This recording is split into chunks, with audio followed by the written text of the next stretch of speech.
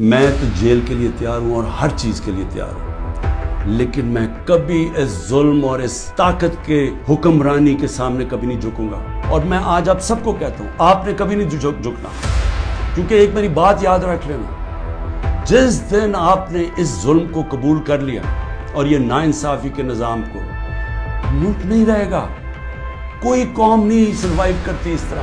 میں اپنی ساری قوم کو پھر سے یہ پیغام دینا چاہتا ہوں کہ میں آخری سانس تک اس ظلم کے نظام کا مقابلہ کروں گا۔ جب تک میرے ملک میں حقیقی آزادی نہیں آئی، میں اس کی جد و جہد کروں گا۔ جو مرضی کر لیں، جیلوں میں ڈالیں، جو مرضی کریں، دھمکیاں دیں، یہ سمجھتے ہیں کہ شاید اس کی وجہ سے میں ان کے پاس جاؤں اور کہوں کہ جی مجھے معاف کر دو کہ میں نے آزادی کی بات کی تھی، مجھے معاف کر دو۔